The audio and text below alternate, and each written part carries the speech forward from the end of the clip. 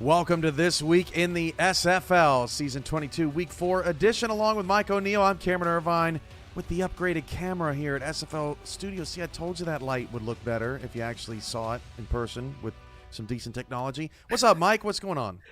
What's going on, man? Yeah, the light looks good, man. It actually looks like a light now, which is great. And Not an yeah, I orb think of confusion or whatever it looked like. Exactly.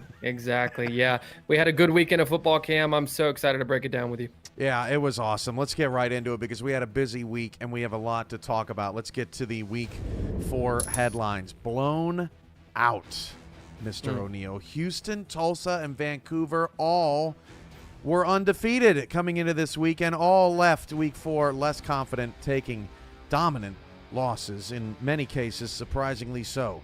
Ashley Jackson goes 90. Her legendary status has risen.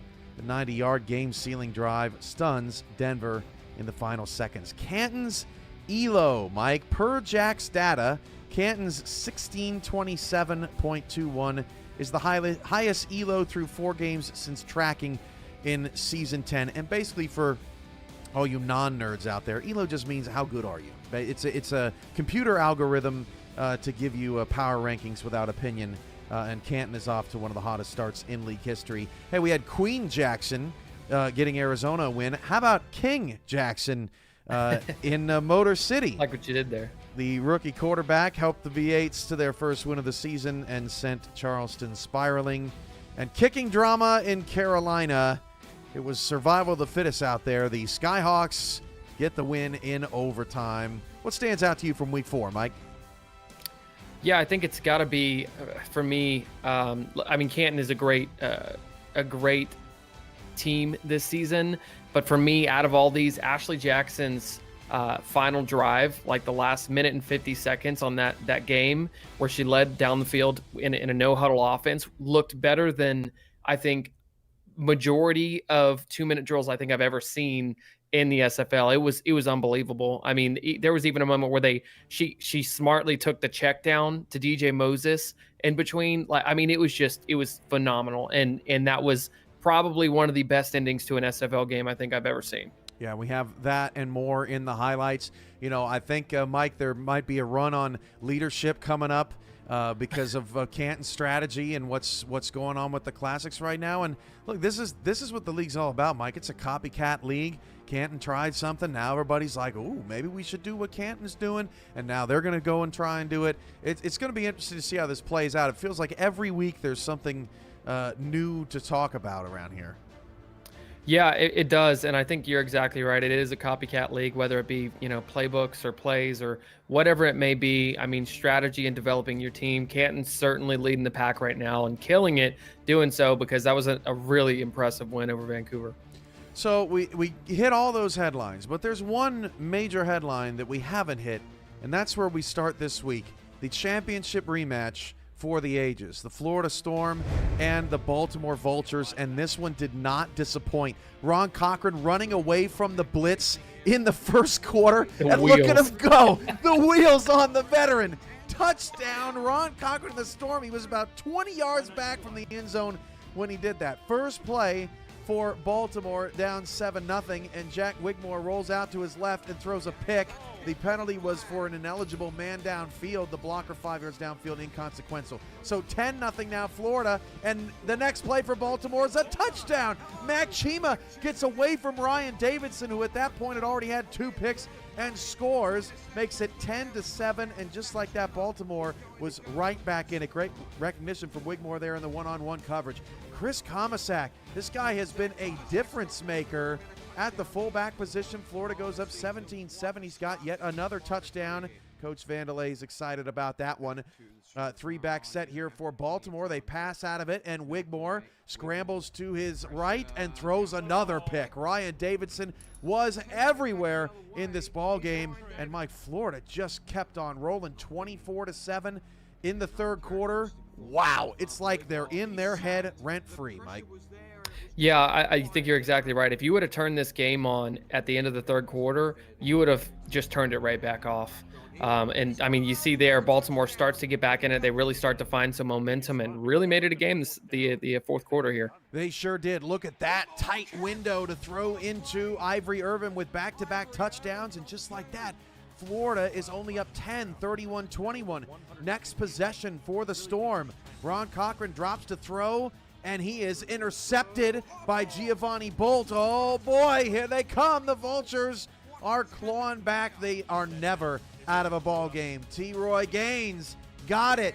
3-point game, but all the momentum was stolen by Ron Haynes on one of the best plays of the season. Cochran tipped by Bolton Haynes with the catch and the touchdown walk in 38-28. He literally stole the life out of the building in Baltimore. And then when the Vultures tried to get back in it, who was it but Ryan Davidson again with the interception, makes an offensive lineman miss, and see you later. Florida wins 45-28 in a game that had, I mean, multiple top plays from this season. It was unbelievable. The Storm moved to 3-0.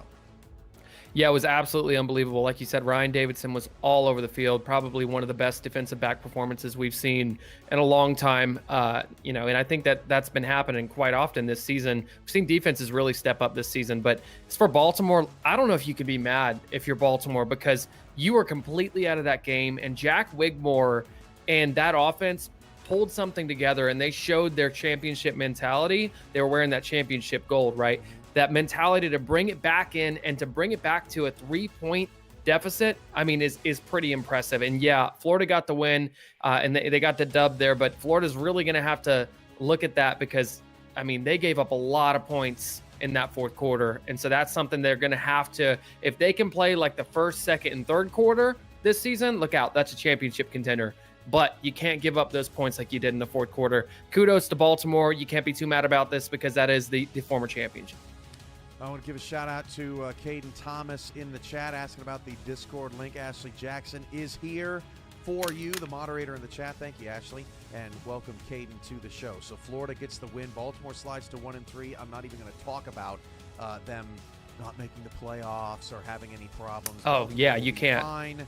They'll probably win the next 8 and be 9-3 and be the number 3 seed in the playoffs. That's just what they if do. history proves anything, right? That's right. So you can never count them out. All right, moving on to the highlights. Let's go to Arizona for an unbelievable finish. D.D. Sachs with the sack here with Arizona down 3-0. He now leads the league in sacks with 5. At this point, Ashley Jackson had only 36 passing yards, but she gets 25 there to Mike Churchill, and Arizona takes a 7-3 lead over the Nightwings wearing their military-inspired uniforms. Well, at 13-7, maybe you're thinking Arizona will be fine. Well, that pass intercepted by Andre Tucker leads Denver down the field, and then Gene Struthers hits Logan Keel in the back of the end zone. That was a dart right past the defender, makes it 20-7. Okay, second half's going to be okay. Arizona's into Denver territory, and Ashley Jackson fires down the field, and Jackson is going to be picked off by Lucas DeVore. Uh-oh,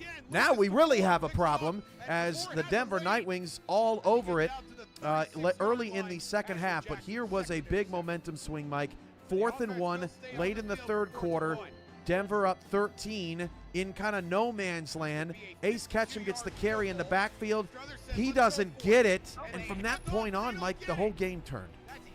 Yeah, the momentum really shifted here. And, kudos to Denver. This is what you have to do if you're going to play a team like Arizona, is get off to a big lead like this. But this is whenever things started to click for Arizona. And, again, you see the veteran leadership in Arizona's locker room here. So start of the fourth quarter, down 20-7, and they toss it out to DJ Moses. He's in, and kind of like the Florida-Baltimore game, all of a sudden, Arizona's making it happen. You mentioned the check down to Moses. Here it is, right on this drive to get the first down. Takes the smart play as the clock is ticking down under 20 to get her a fresh set of downs. Down to the 18-yard line, Jackson is going to fire it down the field to, I believe, Donnie. Look at the completion percentage. Not the best day for Jackson, but she put it all together. She gets the spike with 2 seconds left to give another opportunity. And then Ashley Jackson does what At this point, does. everybody was just on their feet. It doesn't matter where you were watching, living room, whatever, you were on your feet at this point. 3 receivers. Watch the top of the screen. She's going to take the in route with 2 seconds to go. And Mike Churchill squeezes it. Touchdown. You've got to be kidding me. Arizona comes all the way back to get the win. Here's another look at it. Oh, that was not an easy play to make. And then the extra Yeah, point. right in front of Lucas DeVore, too, who had been elite all night. The extra point, JT Delaney. Yeah, you bet. No problem. 21-20. Arizona gets the win over the Denver Nightwings. And Ashley Jackson caught up with Mike Churchill, who had 2 touchdowns in this one after the game. All right, and welcome back to PGI, where I am joined with Mr. Mike Churchill, wide receiver for the Arizona Scorpions, and also, oh my gosh, Mr. Money Hands, Mr. Sure Catch, right when we needed it. How are you doing? I'm doing good. How are you? Wonderful. Even though we got that win, man. But tell me a little bit, like, what was going through your mind as that ball was coming to you right with 2 seconds left in the game? Well, the main thing is that we were able to spike the ball. That was the main thing, because it gives you a 50-50 chance to at least try to win the game, or tie it up for a potential game-winning field goal. And then, I'm sure everyone else in the league does it. When they line up, you find yourself. So I found myself. It's like, okay, I'm on the field. I honestly, I don't think I was the open receiver. But as soon as I caught it, I just leapt off the couch. I was like, that's Churchill, I was just super excited. It's kind of the reason why you do all of this, I suppose. You can be in these big moments and have an opportunity to, I guess, showcase your talents. But honestly, not a bit of this would have been possible if it wouldn't have been for the second half shutout of our defense.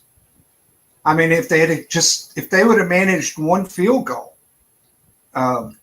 we wouldn't be celebrating. So it all starts right there, is the adjustments. All right. And then it just kind of, you could kind of feel it. It's like, man, if we get this ball back, and I don't know if in this game, if I've seen, I mean, that was a long drive. It was. It wasn't 40 yards or anything. It was a long drive. It was 88 yards. Yeah, and it was like, I can't remember if we had one timeout or none. I think we had one. We had one, and then we had to burn it. Yeah, we spin it automatically. And we actually mixed in a run play for whatever reason. But yeah, I was amazed by the clock management, because I was just thinking, like, there's just no way. There's like 6 seconds left, or whatever there was. And sure enough, we lined up, and it's like, okay, we got a chance. And I'm telling you, I was like this. I'm on the edge of the couch, and I'm like got my head in my hands the whole bit. And it's like, you threw the pass, and I mean, instantly, I was like, that's Churchill. And I walked up, and I'm doing this little dance, the whole thing. Brandy's, yay, it was nerve-wracking for, however long the games are, an hour and a half. It was like nerve-wracking for an hour and 29 minutes and 58 seconds. And then it came down to those last 2 seconds. But to me, it was our defense. It was just our defense that put us in that position to even win. And I will say that the field, our home field, kind of lived up to its, its name, fatality. Those poor guys from Denver, man. Hey, everyone from Denver, y'all played a wonderful game. I think if we played that game 30 times over, 40 times over, Denver would win, 39 of them. And we just found a way to get it done. And just a wonderful, wonderful feeling. Just super excited. And it was for control of our division. So, and anytime that you have those type of wins, especially against the good team that Denver was. I mean, Jeremy Mosley went off. I mean, they had us basically dead to rights for the entire first half. They're secondary. Secondary. Definitely. So it is special when you can pull out those victories that you were uncertain of when you're sitting on pins and needles. But ultimately, this is why we joined the league. This is the emotional content that we play for. And I'm glad that it worked out in our favor in the end. But, shout out to defense, especially, my wide receivers, you, TJ Punk, James Hans, all of you working together to get things done. DJ, surprising people. Will Todd with the clutch catch. Yes, Will Todd. People say, hey, you don't like targeting Will Todd? Well, I did that last night. It was amazing and great effort from everybody in the end. So absolutely. Oh, and hats off. I didn't catch who it was, but we had a fumble and one of our O linemen recovered that. And again, if they would have scored one more field goal, we wouldn't be having this conversation. So being able to retain that possession, just hats off. And without Eddie. Yeah. Eddie went over to the sideline. He was sipping on some pickle juice over there with cramps or something, but we got it done. They had him in the tent rubbing on him or something. Indeed. Well, Mike, great. I'm so glad that you made time for me tonight. Thank you so much. And I can't wait to see what we do next week against our next opponents. But you have a good night, all right? All righty, will do. Let's go Scorpions. Indeed. Back to you in the booth. And hey, Cam, thanks for the hot Cheetos and peanut butter. I think that kind of helped us win. Got that moment, but it proves to me that. What? Yeah, no problem, Ashley. And she gave it a 10 out of 10. What, O'Neal? Flame hot Cheetos and peanut butter. Come on. No. Dude. Come on. Oh, dude. no. Yes. What is that? What do you mean, what is that? That's a great snack. That's what that is. Oh, I have to try this. I got to try this and get back to you because that's interesting. Dude, Flamin' Hot Puffs works a little bit better than the because the other, you get peanut butter all over your fingers if you got too small of Cheetos, so you get the bigger. Yeah, trust me, it's fine. But Mike Churchill, man, steward of the game. Love his passion, his energy. Some people just deserve an extra couple minutes on PGI because they're bringing that enthusiasm. That's what it's all about. Yeah, absolutely. It's exactly what it's all about. It's so cool seeing somebody so passionate about, their players in the league and how they watch it. I love, being able to see somebody and whenever they talk about, especially what they were doing in that moment and, how they react and everything. That's what brings this league to life. It's why this league is so different. And it's amazing. And, talking about the game, Cam, that's what the importance of defense is, right? Arizona did not play good that entire game offensively. But their defense held them in it, and all they needed was one drive at the end, and they did that. Yeah, they got it done. Ron Haynes says yuck to the Cheetos and peanut butter, so whatever. TJ says I'm looking clean. Thanks, man. $5 super chat from Skippy. Cam looking like he just got in an accident. You're not going to make me a villain on my own show. I'll give you my rebuttal off air because otherwise everyone's, Cam's so mean. How could he be so mean? So I can't say it on the air, but yeah, whatever. Just kidding. You're not. All right, so going back to Denver and Arizona, 21-20 this time around. Arizona needs a last-minute drive to win the game. Flip back to just a few months ago, and DJ Moses has 377 yards, 8 touchdowns. Arizona's winning by 50, and the game is just a brutal watch. What a difference a few months can make, Mike. Not only in Denver, but in league parity, in gameplay, in just everything, right? It has made a world of difference, and that game was a much better watch, even if you're a Denver Nightwing player, because hey, you played much better against Arizona. Yeah, I mean it's a completely different situation last season and this season, this matchup, and it really just goes to show, I mean, how much more balanced everything is. Denver is a really good looking team. Like, they really do look good. Stefan, I say it so often, but Stefan really does a lot over there. Just that whole organization really looks good. And I think, again, I don't want to be handing out trophies for losses, but at the end of the day, like, Denver can't be mad about that. They played good, that entire team, like that entire game against a championship quality team like Arizona.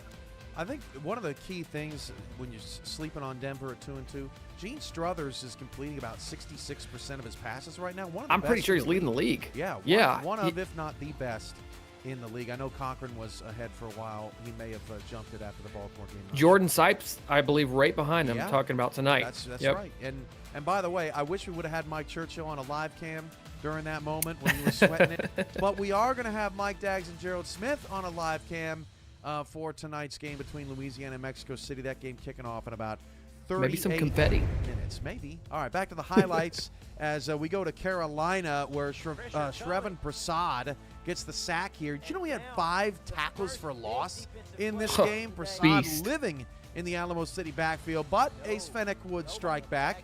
Fennick, a couple plays later, goes into the end zone. Yayo Montana is in. 7-0 Alamo City.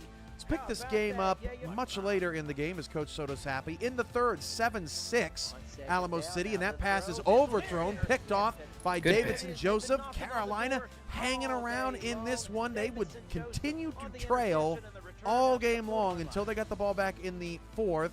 But before that, Brad Jones. This was his only big run of the game. They really did a nice job containing him. He gets Alamo City into field goal range to get a field goal. Okay, 17-9. Let's fast forward. Carolina is down 8. This is a 4th down play. What a great read there from call. Matt South. Yeah. From this moment on, when he completed that 4th down pass, it was like the light bulb went off for Matt South, and he was unbelievable. Look at him out of the pocket, stopping his route short to hit Vince DeSantis. DeSantis came out of nowhere in this game. He caught the next pass, too. Yeah, he was absolutely lights out in this game. Matt South, this last drive was so good.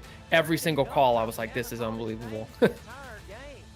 So, Matt South at 17-9 rolls and finds Chase Earl. Now, people thought, well, maybe they didn't get in. Chase Earl, forward progress, cross the line. It's good. 17-15, touchdown Carolina, so they got to get the 2-point conversion. And who's it going to be? Vince DeSantis, the tight end, again, with the catch and the score. So we're tied at 17-17. Hey, how about Alamo City? Game-winning field goal? No good. Carolina gets the ball back. 8 seconds later, game-winning field goal. It is short. So we go to overtime, 17-17. And then there's no place like home. Ike, Red Shoes McBride, gets him into field goal range, would not be denied, and Malone Brown, who had missed 2 kicks on this night from 34 yards away, got it. Carolina, 20-17. They beat Alamo City. What a win for the Skyhawks in an upset. The Artillery now back-to-back 3-point losses. I can't even begin to explain how important and how crucial this win against a really good Alamo City team is for Carolina. Carolina, this team was 0-3, and this team was desperate for any type of life. I've been on record saying that I don't think Carolina is going to make any noise at all this season. But in this game, the fourth quarter alone, Matt South goes out there, puts that drive together, puts the team on his back. This team comes alive, right? Literally rejuvenates the entire team. And then Ike McBride in overtime on those runs to get them down the field. I mean, this Carolina team turned it around. It's not easy to beat an Alamo City team like that, and they did that whenever they needed to. So as of right now, you know, Carolina really proved a lot to a lot of people in this game, and, you know, congrats on the win, because that one's got to feel good. And listen, they only lost by 7 at DC too. By the way, turn up my volume. I'm not sure if that is making a difference for anybody. Thanks for letting me know in the chat. $5 super chat, Chris Delrose. Sky Gang, big team win, and congrats to Mojo on his first win as a coach. Maybe Windows is screwing around my audio settings again. It doesn't seem like it doesn't matter what I do this season, Mike. I just can't seem to get our audio levels situated and straightened out. $2 super chat from Eddie Gage. Parker Thomas super chat, hashtag Cam forgot, hashtag about to go broke. Yeah, $20 super chat from Eddie late in that game as Arizona beat Denver. And shout it out to Parker Thomas, who had a tough week. We're here for you, Parker, SFL family. You know, even if I forgot a super chat, we will never forget that you are here. Yeah, great win for Carolina. They go to 1-3, and Alamo City drops to 2-2. Go ahead, Mike.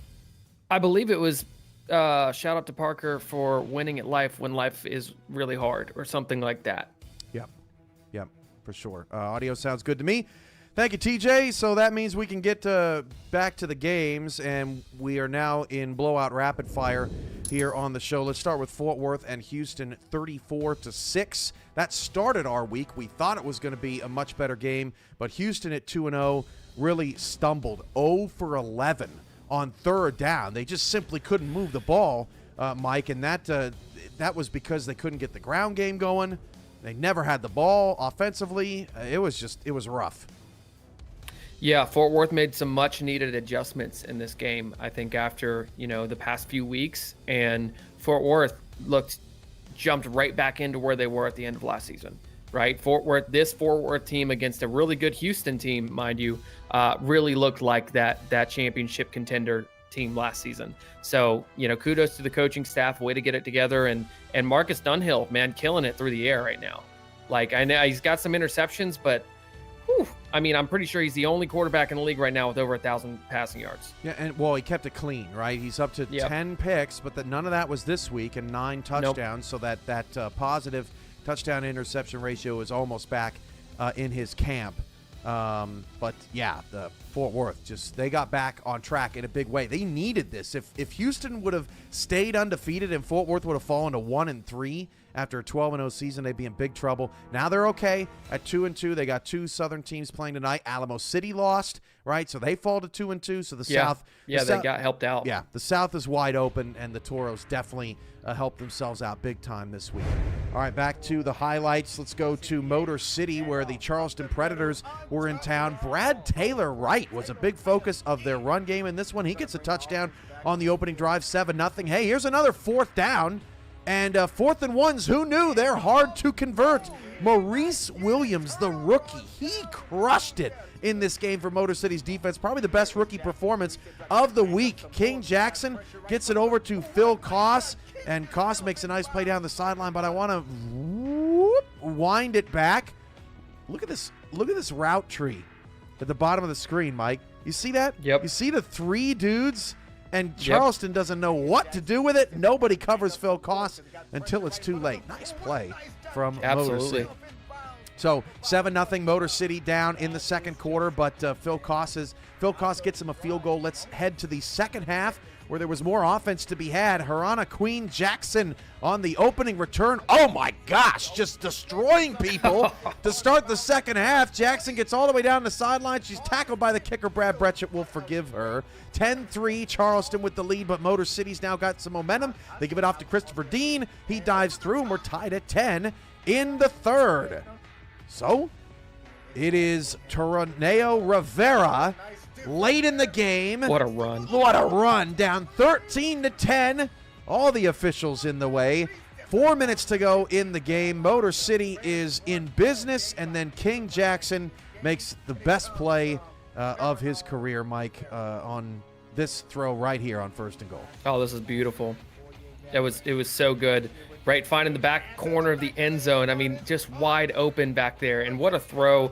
To have that type of poise in the pocket in a huge situation is huge for King Jackson. Last gasp for Charleston, 42 yards away. Lakeman's got to hurl it as far as he can. The pass is nowhere near anybody, and Motor City gets their first win of the season, 17-13, and that means Charleston is 0-4. Back to the blowouts. Canton destroys Vancouver 37-3. Vancouver, I mean, just look at the numbers. 5 turnovers to nothing.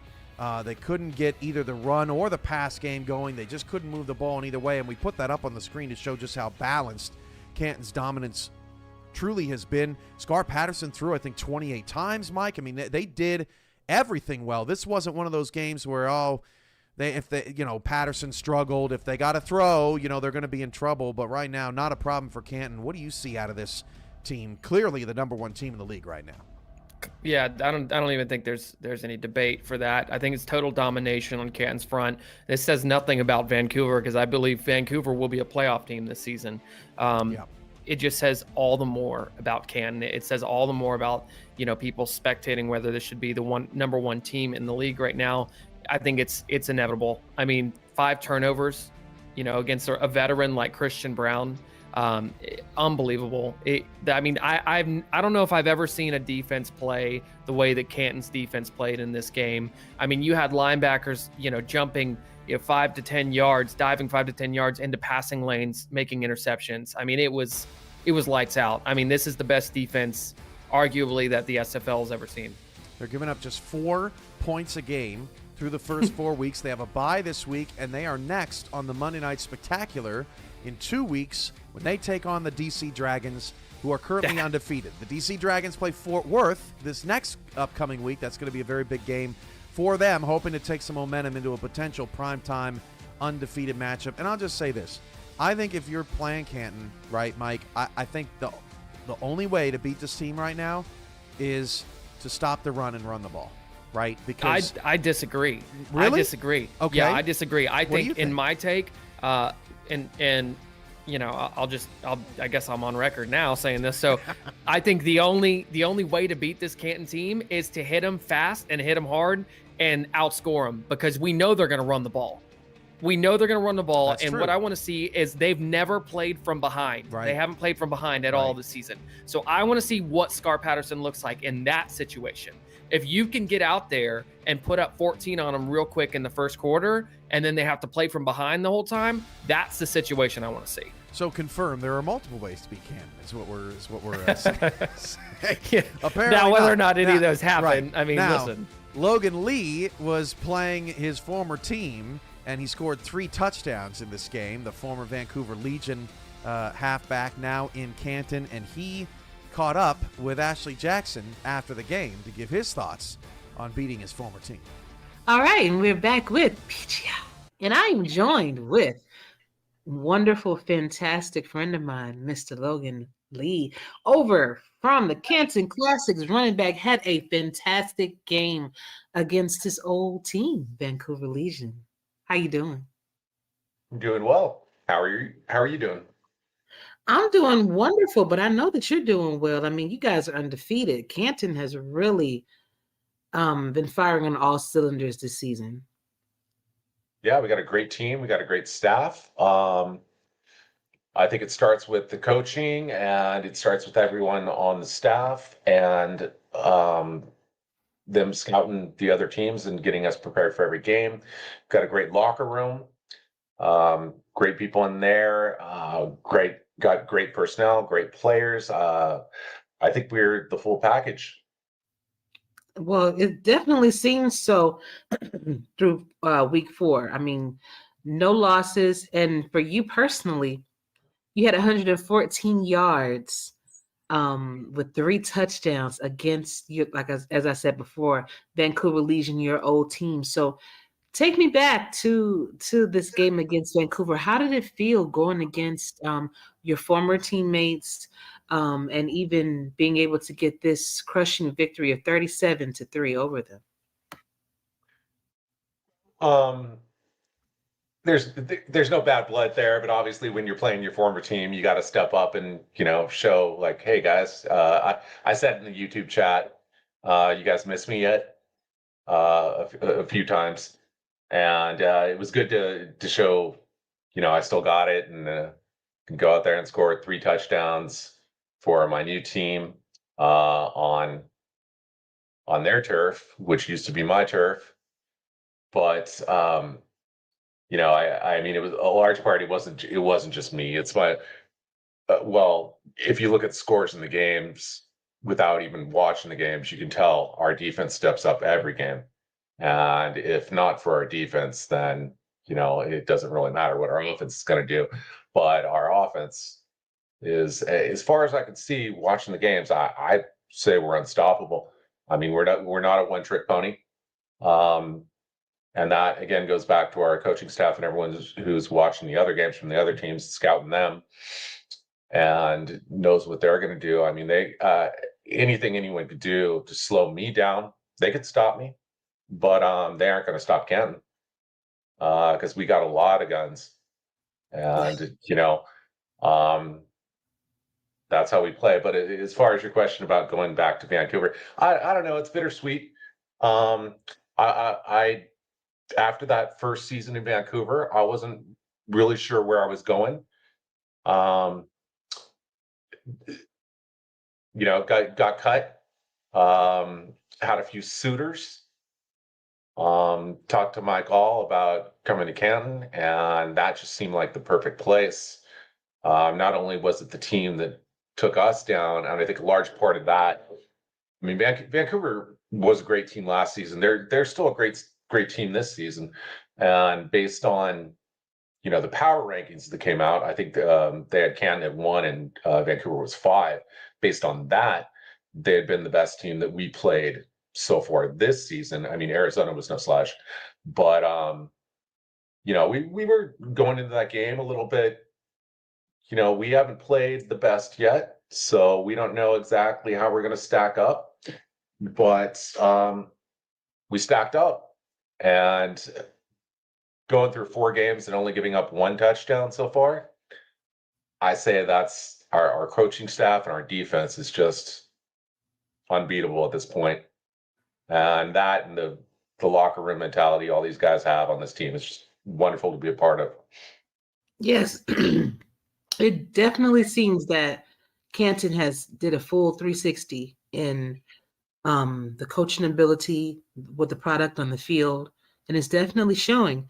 But I'm wondering, for you, since you are a running back and since the new rule was implemented of the 0 stamina, have you noticed a real difference in your players' ability to make those key plays for Canton? No. The getting rid of the stamina, I don't think watching the games, I don't think it's affected my player at all. And I haven't really seen anything on the field that, shows me that there's a difference with that. I don't know statistically how that worked out, how that affected everyone else. But as far as watching my own guy play, I don't see any difference. So you don't notice him getting tired quickly or anything like that, or? Not at all. I mean, to bring me to Canton, I think I cut my salary in half, and I don't notice the difference. I mean, I three touchdowns the last game. I'm not complaining about that. I got to split the carries with Rojo, and he's still doing great, and that's fine. I mean, to have both of us last time I checked in the top 10 in yards per game, that's our running attack is unstoppable. We got Bill Cherry also contributing, and we got a great quarterback at Scar who can pass, and apparently, based on the last game, can run for a few yards. That was news to me, but hey, we got that too. So, yeah, everyone's good to go. Fantastic. Well, thank you so much, Logan, for your time. I really appreciate you for coming out and doing this interview with us. Absolutely, anytime. All right, back to you in the booth. Thank you, Ashley. That was a treat. I could never pull off a hat like that, or a soul patch, or any other thing that Logan Lee said. But Lee is leading the league in rushing right now, 105.5 yards per Killing game. About 10 ahead of BDG Hollywood, who we'll get to more here in a little bit later in the show. But yeah, You know, Canton's Cam, good. I think whenever you play like that, I think you can rock the hat and the and the leather. I mean, that's the whole look. It's a whole thing. I think it just goes with the Canton mentality right now. TJ says, stay in your lane, Cam. I will stay in my lane with the hair part of the side. Nice and successful, like Pablo Francisco says. All right, so Seattle over Tulsa, 44-17. This was kind of a surprising blowout because it wasn't a blowout early on in the game, but Seattle suffocated Tulsa, 31-3 in the last 2 quarters.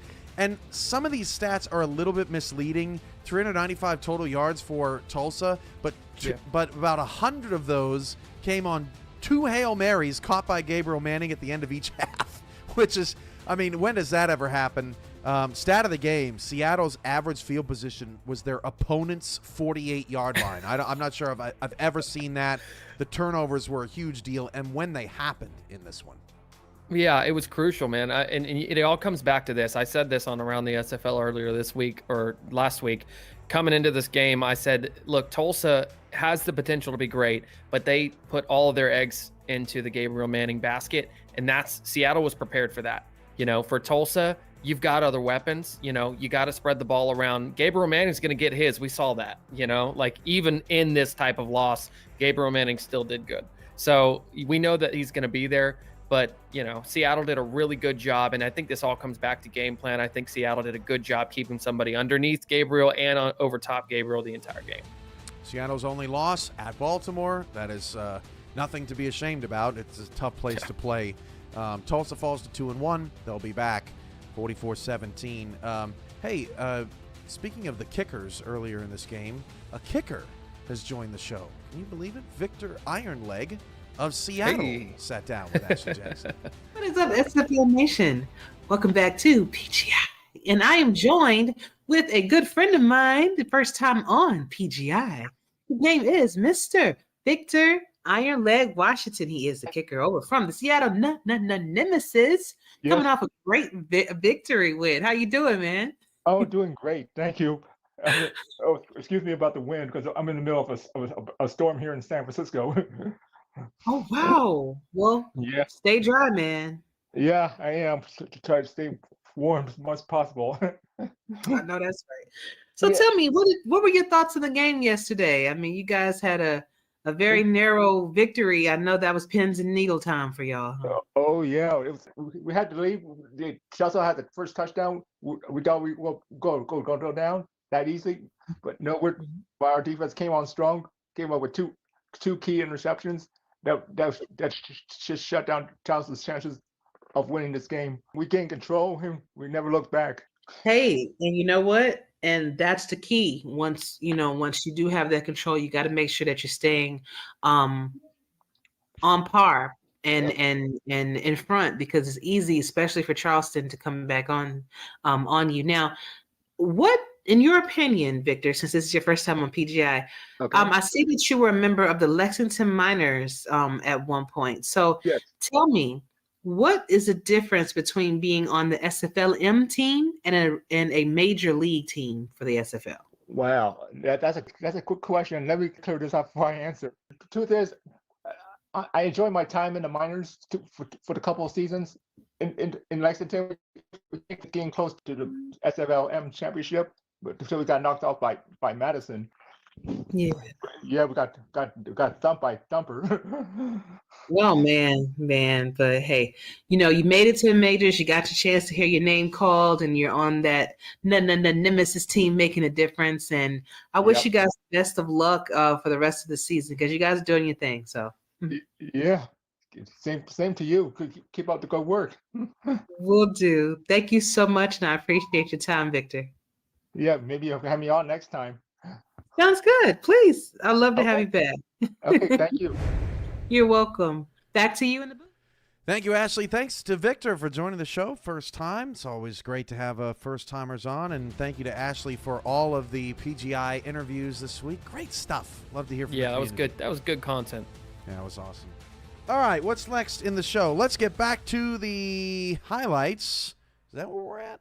Yeah, okay. Let's get back to the highlights, and let's get to a game that you called earlier this week, Indianapolis and Queen City. Look at that. Thomas Matthews destroying Eric Price. This was what it was like for both quarterbacks in the first half. 3-0 Queen City. Oh, Eric Price nailed again.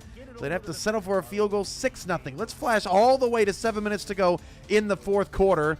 This, a third down conversion. Indy had not had one of these until this drive started. They converted 3 on this drive. That was 1 to Banfield. This is a 3rd and 1 quarterback keeper to Colin Pierce. Makes it 1st and goal for the Ramblers. Down 6 with 5 minutes to go.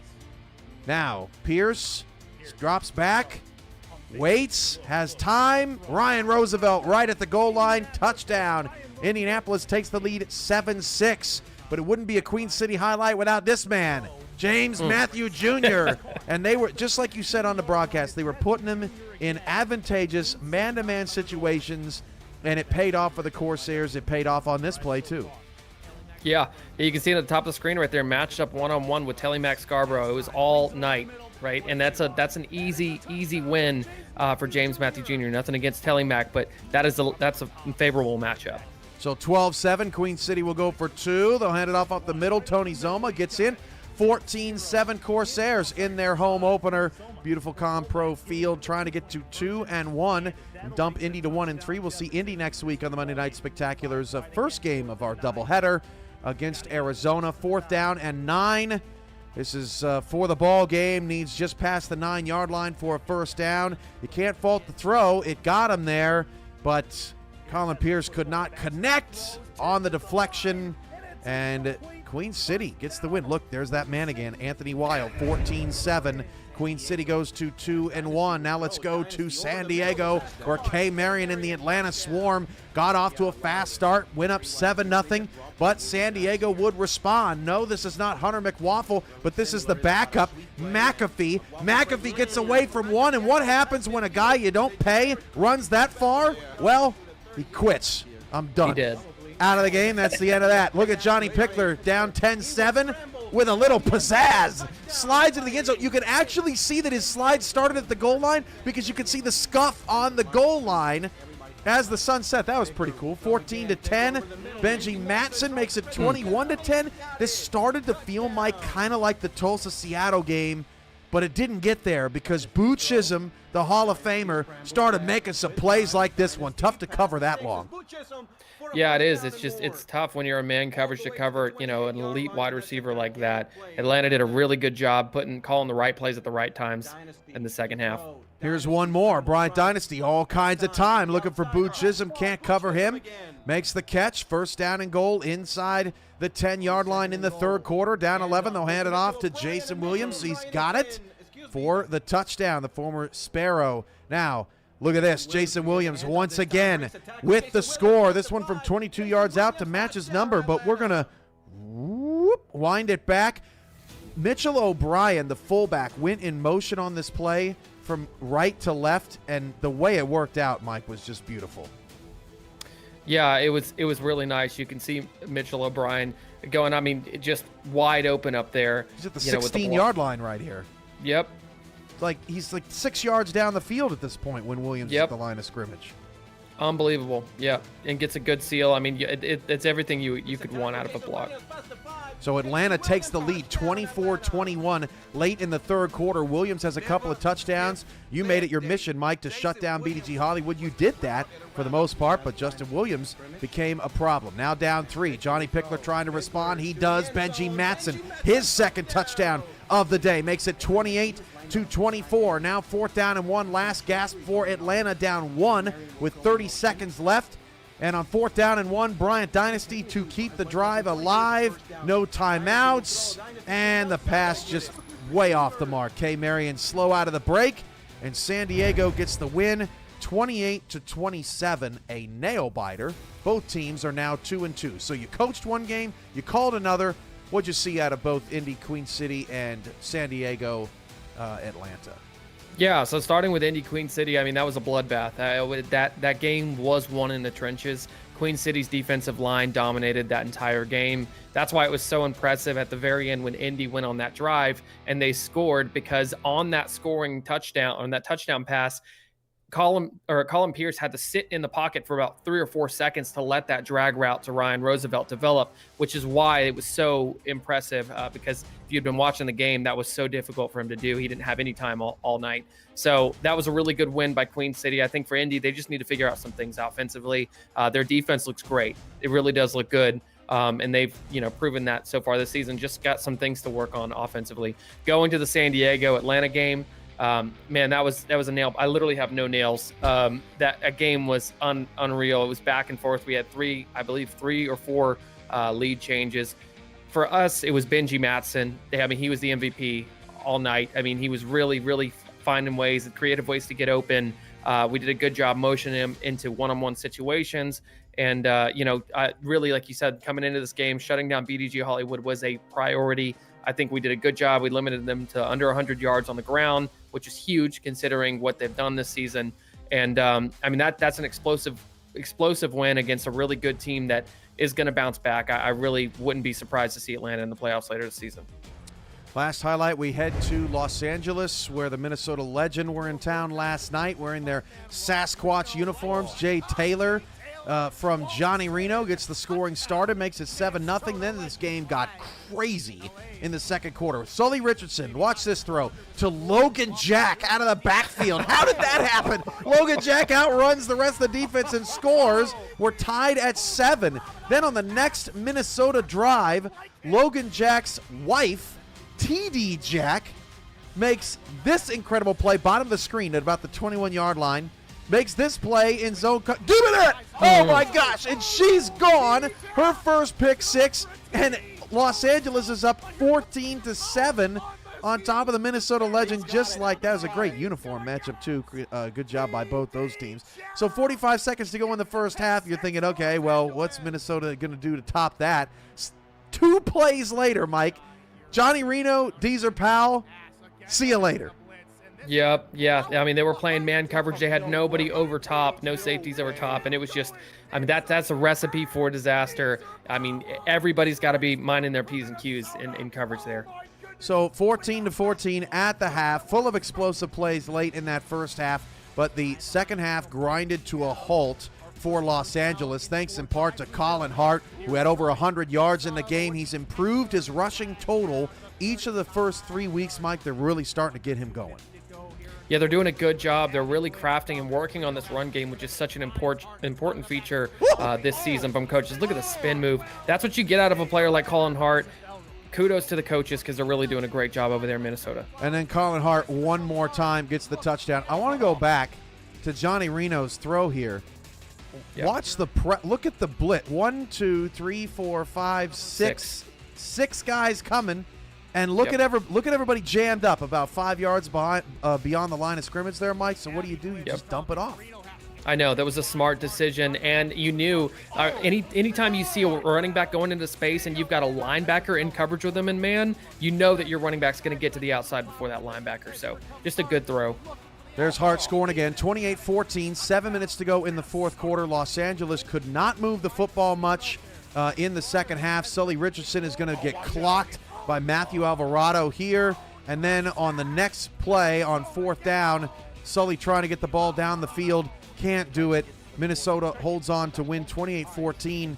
And Mike, this Los Angeles team, they're disappearing offensively in the second half, and it is a problem. Yeah, I called their week 1 game against Seattle where I thought they looked really promising. And then I think ever since then, it's just like they've struggled to find an identity and they've struggled to really put things together. And, there could be a number of reasons for that. Bottom line, it all goes back to you have to get back to the drawing board. You have to figure out where are our strengths as a team? How can we improve and put those players in better positions to, get the ball more often? You've got to get the ball into your best players' hands. And I think that that's one thing that LA needs to do a better job of on offense. I think that they're in a lot of these games, but there's just they're missing that it factor for their offense right now. And it's not, correct me if I'm wrong, Mike, it's not a foolproof solution, but sometimes when you're struggling a lot in the second half, it means you're just not diverse enough because the other team is making second half adjustments, and then you're not able to find the missing piece, right, to keep the offense moving. Is that fair to say? Yeah, I mean, you're exactly right with that. You have to have diversity in your books, and you have to be prepared for A, B, C, and D. You have to really be prepared for any type of change, because we know, like, I mean, the SFL is probably the best, second to none, as far as second half adjustments go. I mean, we've seen some crazy turnaround. Look at the Baltimore game with Florida, right? So you see things like that, and Baltimore, that would have never been possible for them if they didn't have the diversity in play calling to be able to change things up that second half. That is our recap of Week 4. We now are under 5 minutes to go. Counting down to tonight's Monday Night Spectacular between the Louisiana Revolution and the Mexico City Aztecs, and that means it's time for Mike O'Neill's X's and O's. 6-4 left, down 16-10. Dunhill, they're going to keep it in his hands. Dunhill's pass, caught by Stevens. Take a look here. Seattle bringing a lot of pressure. Lakeland flips down. Davis Reed out of the backfield. Oh, first down.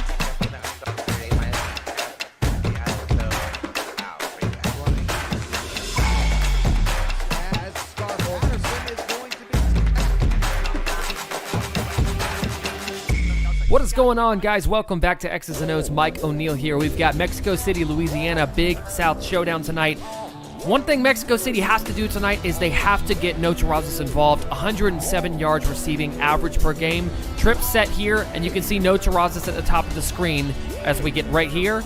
And what they're doing on this play, they're just getting Terrazas in one-on-one coverage, and they've got a natural rub route by the outside receiver and putting Terrazas on an out route down the sideline for a big gain. They got to do more of this tonight. Talking about Louisiana, stick with your strengths. Look at the blockers here out of this Ijax formation. 2 on the bottom, 2 tight ends, 1 tight end up top, and then a fullback right there in the middle. These are 4 blockers for this running back. Chris Grant Jr. is going to get the ball after the snap, and I want you guys to watch after we freeze it right here. Look at that. 2 blockers going to the second level, which is huge. And realistically, if this block right here at the bottom of the screen is held, that's another 10 yards. So they got to do more of this tonight. Use your personnel, play to your strengths. The keys for tonight for Mexico City, get Terrazas involved early and quick. And for Louisiana, play to your strengths and use a lot of heavy sets and utilize the blockers for that really, really good backfield you've got.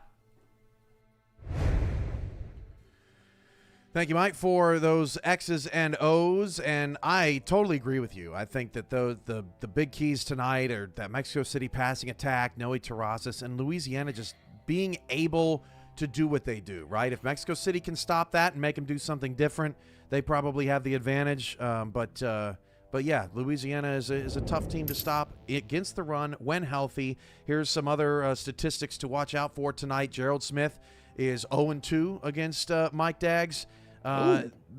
Mexico City all-time leads 3-1. Best friends now rivals. I'm expecting a lot of defense tonight, Mike.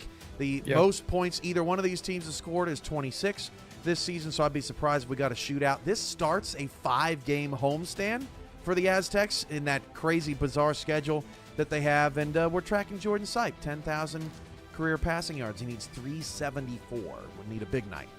Yep. And speaking of Jordan Sipe, we talked about him. He's I believe second or third in the league. He's got 62% completion percentage on the season so far throughout 2 games, which is great. He's really big improvement from last season.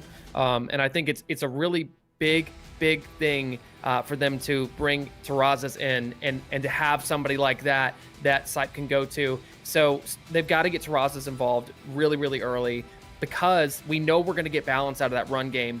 Buford Van Dam and Ray Bentley together have really been a good 1-2 duo so far this season for Mexico City. So we know we're going to see that. That's why I made it such a point to say this is the crucial element of Mexico City that we need. They need to get the air game going. They have to get Sipe in a rhythm quick and early. As for Louisiana, man, it starts and ends with personnel. You've got so much money tied up into the backfield there, and you have to put them in good situations to be able to win. Like I showed in that video, you got 4 blockers going in. They need to be doing that. They need to be drawing Mexico City's base defense out there, utilizing multiple tight ends and fullbacks to get the run game going. That way they can take some pressure off of Utah and really keep the offense going and smooth sailing.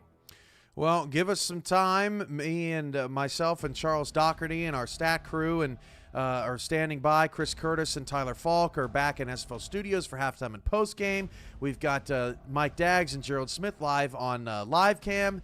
Everybody's here for the big South matchup tonight between Louisiana and Mexico City. We can't wait. For Mike O'Neill, I'm Cameron Irvine. This has been SFL This Week, and we'll see you next week for our Monday Night Spectacular doubleheader.